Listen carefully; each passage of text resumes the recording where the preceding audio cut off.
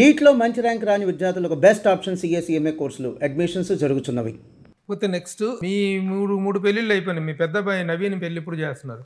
మీరైతే 3 పెళ్ళిళ్ళు చేసుకున్నారు. నవీన్కి ఎప్పుడు చేస్తారు పెళ్ళి?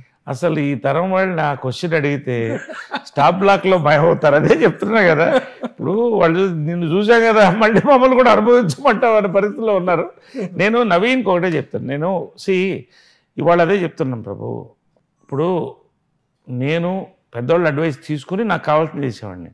ఇప్పుడు అడ్వైజులు తీసుకునే వాళ్ళు ఎవరు లేరు పిల్లలు. వాళ్ళ బట్టి మనం వెళ్ళాలి. నవీన్కి నేను కోరేది ఏంటంటే, ఇవాళ అతను హీరో నుంచి నేను డైరెక్టర్ కావాలనుకున్నాడు. సాయిధరం తేజ్ లాంటి మంచి ఫ్రెండ్స్ ఉన్నారు. మంచి షార్ట్ ఫిల్మ్ తీశాడు, 6 అవార్డ్స్ వచ్చాయి ఇంటర్నేషనల్. రేపు నెక్స్ట్ పెద్ద ప్రాజెక్ట్ చేయాలనుకుంటున్నాడు. ఐఎమ్ గైడింగ్ హిమ్, అంతే నా బాధ్యత. అమ్మాయి చెంది పిల్లలకి మనవాళ్ళకి ట్రాన్స్ఫర్ చేసి నేను వెళ్ళాలి. నేను అది సంపాదించుకుంటున్నా.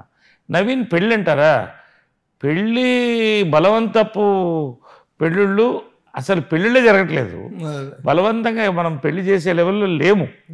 కాబట్టి let him choose his own thing. I want him to focus on the career right now. ఇప్పుడు పెళ్లి కాదు ప్రభు, మగవాడికి ఆడదానికి కెరియర్ ఇప్పుడు ఇంపార్టెంట్ అవుతుంది. పెళ్లి సెకండరీ, కెరియర్ అనేది లైఫ్లో అతను సెటిల్ అవ్వాలి. నాకు కృష్ణ గారు వారు నిష్క్రమించిన తర్వాత మీ ఫ్యామిలీ రిలేషన్స్ ఎలా ఉన్నాయి? మహేష్ బాబుతో మీకున్నటువంటి ఇదేంటి, ఎలాంటి జర్నీ ఉంటుంది మీకు? ఇది ఒక బ్యూటిఫుల్ ఫ్యామిలీ స్టోరీ. 2 ఫ్యామిలీలు కలిసాయి, వాళ్ళు కలిపారు. వాళ్ళు మంచివాళ్ళు. ఆ మంచితనాన్ని అందరికి ఇచ్చారు, పంచారు. అందరినీ కలిపి వాళ్ళు తీసుకెళ్లారు. ఇంద్రాంటి గారు చనిపోయినప్పుడు 11వ రోజు ఫంక్షన్ అవుతుంటే నేను ఎక్కడో ఫంక్షన్ నుంచి వస్తాను, లేట్ అయిపోయింది ట్రాఫిక్లో.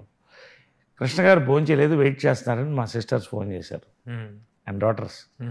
నా కళ్ళలో గిర్ర నీళ్ళు తిరిగింది. నాన్నగారు వెయిట్ చేస్తున్నారు, ఇంకా మీకోసం రాలేదు. అసలు రక్త సంబంధాల్లోనే కొట్టుకు చచ్చిపోయేవాళ్ళు ఈ రోజున ఆస్తుల కోసం. వాళ్ళు నీట్గా ఎవరికి ఏం చేయాలో వాళ్ళు చేశారు. రెండోది, వాళ్ళు డబ్బులు ఇవ్వలే కాదు, కెరియర్స్ ఇచ్చారు. ఎవరి కెరియర్స్ వాళ్ళకు ఉన్నాయి. ఒకరికొకరు తోడుగా ఎప్పుడూ ఉంటాం. మేమందరం ఓ ఫ్యామిలీ అలా చెప్పలేరు. లాస్ట్ రోజు దాకా అలాగే ఉన్నాం. తర్వాత కూడా మరింత బలపడ్డాం. ఒక ఫ్యామిలీగా వీఆర్ ట్రావెలింగ్ టుగెదర్. చాలా డీప్ బాండింగ్ ఉంది. నేను చెప్తున్నా, ఒక బ్రదర్గా నేను వాళ్ళ మీద ఈగా వాళ్తే నేను వదిలిపెట్టను. మహేష్ బాబు గారు మీ కాంబినేషన్లో సినిమాలు, ఇప్పుడు మీరు క్యారెక్టర్గా టర్న్ అయ్యారు, తను హీరోగా ఒక రైజింగ్లో ఉన్నారు. అలాగే మీ కృష్ణ గారి పద్మాలయ కాంపౌండ్ అంతా బిజీగా ఉంది. మీరు ఆ సినిమాల్లో ఎక్కువగా చేయట్లేదు, బయట సినిమాలు చేస్తున్నారు. ఇప్పుడు ఒకటి చెప్పనా, మహేష్ బ్రహ్మోత్సవం కలిసి చేశాం కదా. ఇన్ఫ్యాక్ట్ నేను చేయాల్సిన క్యారెక్టర్ కాదు అది. అది మహేష్ ఉన్నాడని నన్ను అడిగారని చేశాను నేను, అంతే. లేకపోతే నేను చేయాల్సిన క్యారెక్టర్ కాదు. Just to do 1 film together. Mahesh సంవత్సరానికి 2 సంవత్సరాలకు సినిమా చేస్తారు. ఆ మహేష్ తర్వాత కాస్టింగ్లో ఎక్కువ ఇన్వాల్వ్ అవ్వడు. ఆయన సినిమా, ఆయన ఫోకస్ అంతవరకు ఆయన చూస్తాడు. Directors will decide. క్యారెక్టర్ కుదరాలి. ఇప్పుడు నాకు చెప్పినా కూడా నేను చాలా సినిమాలు వదిలేశాను, ఒక స్థాయి హీరోలది కూడా. అంటే చేయకూడదని కాదు, నా క్యారెక్టర్ నాకు నచ్చాలి కదా. నేను ఆ స్టేజ్లో ఉన్నాను ఇవాళ. సో మేము ఎప్పటికప్పుడు కలుసుకుంటూనే ఉన్నాం. మొన్న కూడా కలుసుకున్నాం. కృష్ణ గారు 1 year దానికి కానప్పుడు కూడా కలుసుకుంటుంటాం. We share our good emotions and happiness and sadness. So ఆ బాండింగ్ ఎప్పుడు ఉంటుంది, దట్ ఈస్ ఇంపార్టెంట్. కానీ ఇవాళ అన్ని సినిమాల్లో నేను చేసే పరిస్థితి కూడా నేను లేను కదా. విశ్వనాథ నాయకుడు సినిమా, కృష్ణ గారి ఫస్ట్ సినిమా, నేను అసిస్టెంట్ డైరెక్టర్. ఆ సినిమాలో ఆయన మహాసేనాని క్యారెక్టర్, మంత్రి క్యారెక్టర్.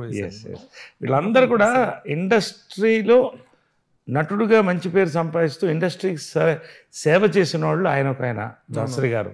వీళ్ళిద్దరిని గుర్తుపెట్టుకోవాలి. దాసరి గారు, ప్రభాకర్ రెడ్డి గారు, ఇద్దరు ఎటు వచ్చినా కూడా అది చాలా ముఖ్యం నేను అనుకుంటా. మన పరిశ్రమను మనం కాపాడుకోవడం కూడా. సో ఇక తర్వాత స్టూడెంట్గా వెళ్ళిపోవటం ఎంతవరకు, ఆ చదువు ఎంతవరకు కొనసాగింది? స్టూడెంట్గా అంటే మనం చాలా కృషి చేసి సినిమాలో చేరాలనే ఒకే తాపత్రయంతో 10th ఫెయిల్ అయ్యాను, లేకపోతే పాస్ అయ్యేవాడిని.